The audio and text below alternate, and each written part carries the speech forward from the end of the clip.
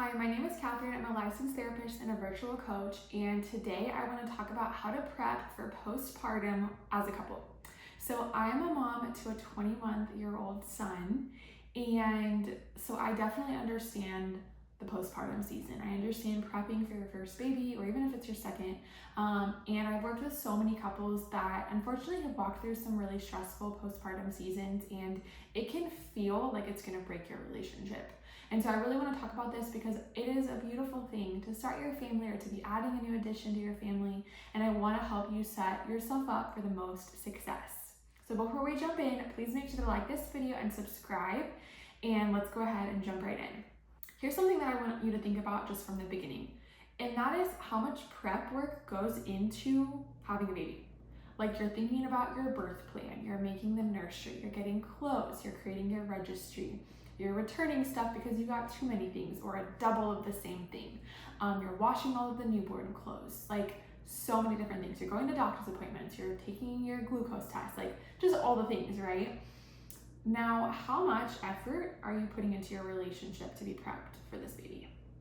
That's where I see this gap, that people are not doing that. And that is so important because you want to go into this new season on the same team, feeling connected, like you can handle all of these things together as a team. And so that is just something that I want you to even just kind of self-reflect on. Like, have you really prepared at all as a couple? What are areas that you're like, oh, I know we've talked about this, but we haven't talked about this. Like, there's just so many different variables. And so that's just something I want you to think about as we get more into the details of what it can look like to really be prepared. Now, if you are somebody that has already gone through a really rough postpartum stage, I know that can be really difficult to think back on because you're like, maybe it wasn't what I thought it was gonna be, or it was way harder, or we had some traumatic experiences, or I didn't feel supported. Like, there's so many different variables that could have negatively influenced how you experience your postpartum. And so I first just wanna say that I'm sorry, and I understand how even when you do prepare, sometimes there's just things that are thrown your way that you just weren't ready for. And part of that is what it is to be a parent. Like, you just have to be on your toes because you can't always plan or expect for everything, right? So if you're like, yeah, I was blindsided, it's been rough, I totally understand, and I'm really empathizing with you because I know that makes it so much trickier than you ever imagined. The encouraging thing is that if you're gonna have a second baby, or you're like, I'm prepping for my first baby, there's lots of things that you can do to make sure that your experience is the best that it can be. One of those things is expectations. I think that sometimes we have uncommunicated expectations about what we think our spouse is gonna do and what we're gonna be responsible for. And then in the moment, it doesn't look like that, and we're frustrated. But if those expectations were never communicated about, then you're kind of dealt with a problem, right? Before your baby comes, or even if you're like, our baby's just a couple weeks old and we're just drowning, okay, it's not too late. Sit down and talk about expectations in terms of who's gonna do what. Some of these things will get fleshed out in the moment as you find a routine and as you learn your baby, because every baby is different, right? But it's helpful to just like be talking about it, right? Okay, for the mom, you probably don't need to be physically getting up and down a million times in the middle of the night. So can your husband be the one to get up and get the baby? Or if you're bed sharing, then that can be totally different. Are you breastfeeding, or you're not? Like, within the different individual choices that parents have with their baby, communicate between you and your spouse what you foresee them doing, or like what you would need their help on, what you want them to take on and own completely, what you're gonna be in charge of. Like, if you're breastfeeding, they can't really get milk to this baby, right? But that doesn't mean that they are useless. Absolutely not. Just to give you an example, we had our son in a bassinet attached to our bed, and I was encouraged by my midwife after my son to not be up out of bed unless I was going to the bathroom for like the first 24-ish hours. And to be frank, everything was very painful. And so my husband was the one to get up until physically it was easier for me to do that. And so he would bring the baby to me so that I could nurse, and then oftentimes he would change the diapers too in the middle of the night. And then when it got easier for me physically to do that, then I would take over, and eventually when he went back to work, then I was taking more of that so that he could just sleep. Which that's another variable to consider, right? Do you guys have any kind of paternity leave? How long is your maternity leave if you are working for corporate or something? So just a lot of different variables to think about, but I think fleshing out some of those expectations beforehand will really save you guys a lot of frustration. When it comes to that same train of thinking, I know I said that there's some things that are gonna have to be fleshed out in the moment, but I really encourage you to be checking in with each other, because you're not always gonna know ahead of time what you want things to look like. And so it's usually not good enough just to be like, I wanna be supportive, or I want to be supported. Like, what does that mean? And if it's in the moment, you're realizing like, I don't feel like I'm eating enough food. I need support, and I need you to like make snacks and really be getting those for me before I'm asking, because I'm not even thinking about it because I'm just trying to deal with the baby or whatever. Like, be communicating about what things you're picking up on and what things you need so that you can be supportive of each other. You also want to talk about, and this kind of goes along with expectations, but this would be expectations for other people. When do you want visitors? Some people are like, I don't want visitors for the first 24 to 48 hours. I just want it to be our family and soak it up and calm, and I'm gonna be like recovering, and I just don't want all those eyeballs on me. Other people are like, I want people here the second my baby is born. It's gonna be so fun, and I just want them to love on our baby. Like, whatever the case is, you guys figure that out together, get on the same page, and communicate that with your people. Don't leave them hanging. Don't do it last minute. Like, as far ahead in advance as you can, communicate with them what you want. Again, just because the examples I feel like are helpful. We had decided that we didn't want anybody to come over 48 hours. We wanted that time just us to navigate, learn our baby, all the things. And then that's what we communicated to everybody, so that was the standard. And then we had our baby, and it was like, oh my gosh, I want people to come over. Like, I wanted my mom. And so, because we had a home birth, and so it was just me and my husband, and then like the midwife and the midwife's assistant. And so I wanted my mom. And so they came over like the next day, right? But it's helpful if you would give your family members or friends or whoever a wider or a bigger buffer, and then it's better if you change it and you want them to come early.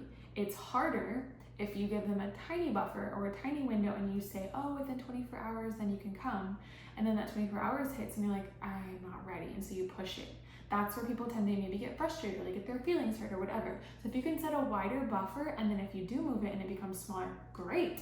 And if not, and you need to hold that boundary, totally fine, because that's what they were expecting. You also have to consider, how long do you want people to be there? I know that might be case by case, person by person, but it's also because you're gonna have to realize you don't always know what your physical and emotional energy and capacity is gonna be. And some people, when they visit, they wanna take care of you as the mom, or they wanna check on how things are going.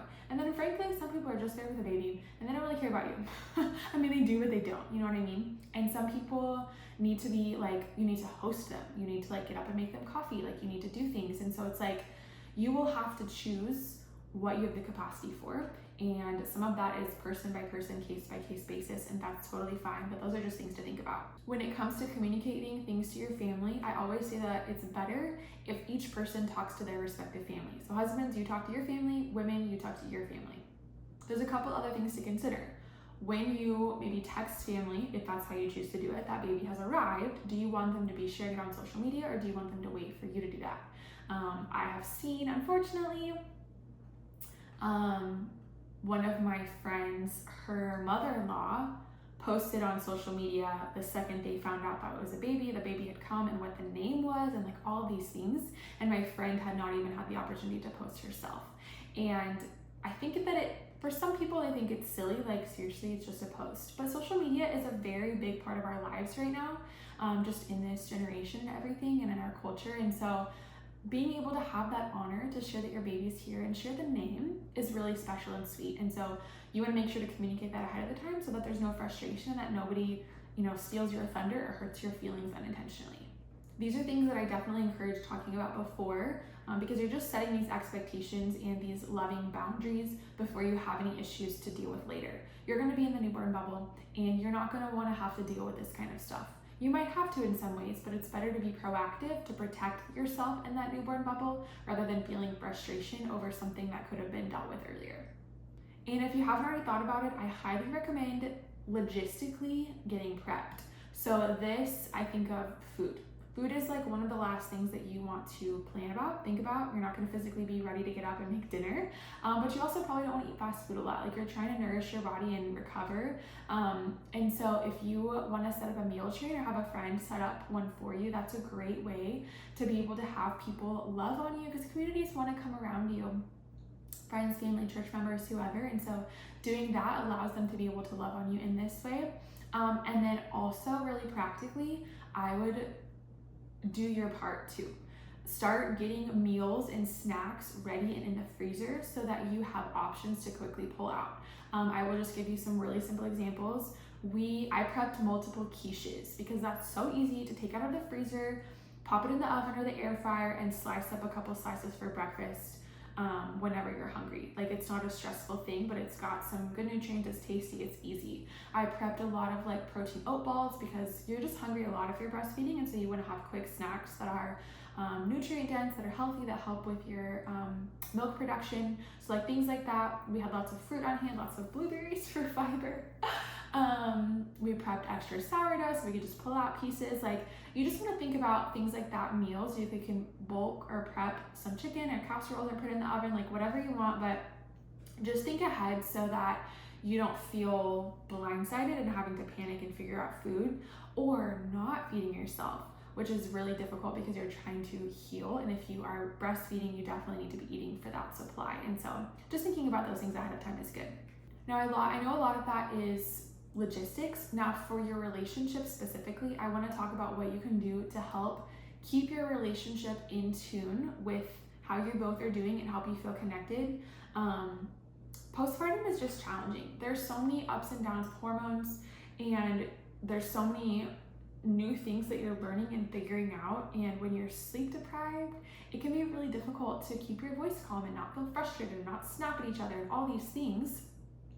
And so sometimes it can feel like if you're not careful, your relationship, you're just like, you are simply maybe in survival mode, but your relationship takes a hit. And I don't want that for you guys. I want you to be able to navigate survival mode of postpartum in the sense of having a newborn, not that your relationship is put in survival mode.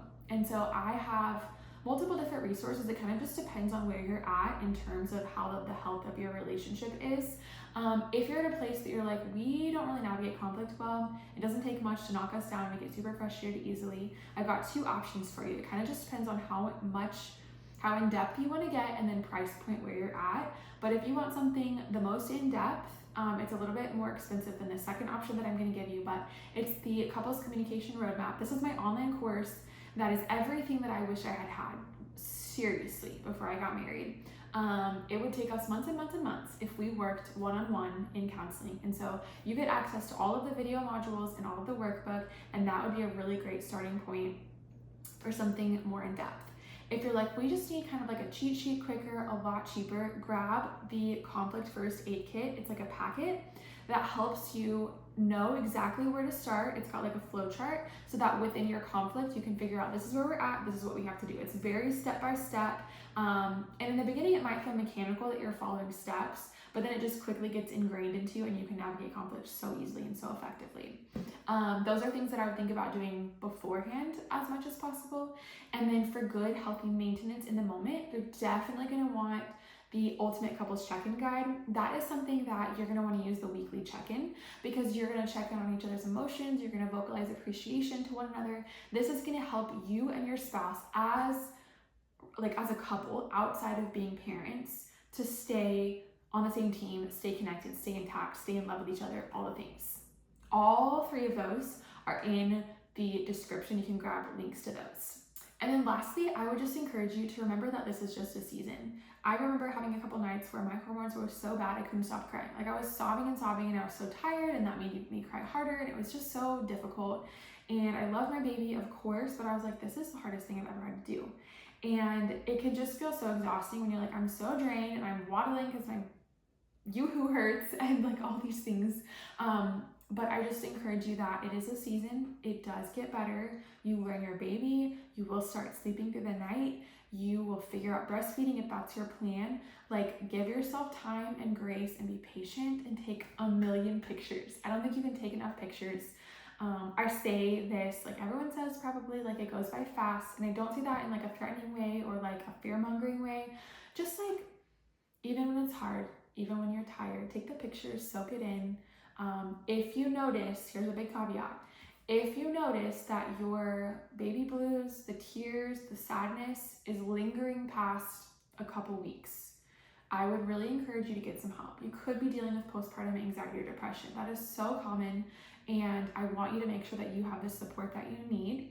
I would love to partner with you and help in this way, and so you can reach out so that we can work together. Also, there's going to be a link in the description for you, but you don't have to do this alone, and having help when you're navigating that is so beneficial for you. And then as you pour into yourself, you're also helping your relationship. And so don't freak out if that is something that you need or feel like there's something wrong with you, because it is so common and totally okay and totally encouraged to get help. Right, I hope these things are really helpful. I'm sure that I am not thinking about everything. This is in no way an exhaustive list.